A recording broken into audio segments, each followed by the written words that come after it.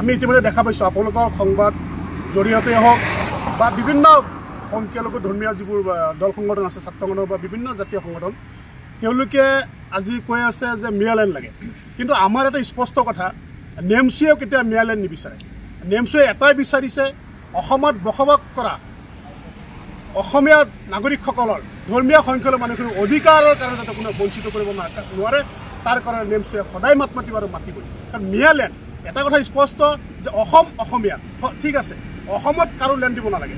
আজি মিয়ালেণ্ড বুলি নহয়, যদি কোনোবাই আৰু অন্য জাতিও যদি লেণ্ড বিচাৰে, মোৰ মতে ইয়াত লেণ্ড দিয়াটো কোনো যুক্তি নহয়। কাৰণ এইখন অসম হয়, অসমত বসবাস কৰা ধৰ্মীয় সংখ্যালঘু মানুহ হওক বা অসমৰ বিভিন্ন জাতি জনগোষ্ঠীয়ে হওক, সকলোৰে অধিকাৰ সমান থকাৰ প্ৰয়োজন। এটা কাকো লেণ্ড দিয়াৰ কাৰণে চৰকাৰ যাতে কোনো পদক্ষেপ নলয়, তাৰ কাৰণে আমি নেমচুৱে দাবী জনাইছোঁ। কাৰণ আমি পূৰ্বতো কৈছোঁ, এতিয়াও কৈছোঁ, আমাৰ কোনো লেণ্ডৰ প্ৰয়োজন নহয়। আমাক উচ্ছেদ কৰি আছে, আমাক বাংলাদেশী পুছবেক কৰি আছে, সেইবোৰ চৰকাৰ বন্ধ কৰক। আমি কেতিয়া বিচাৰিছোঁ? আজি আমচুৱেক নেমচুৱে কেতিয়াও লেণ্ড বিচৰা নাই, আমি নিবিচাৰোঁ।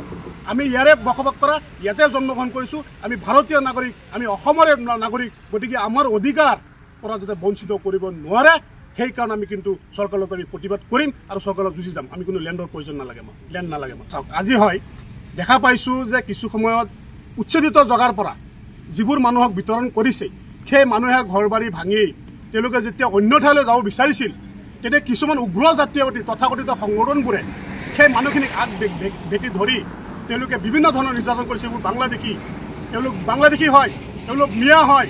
গতিকে আমি সেই কথাখিনিক আমি ধিক্কাৰ জনাইছোঁ, নেমচুৱে গৰিহণা দিছোঁ।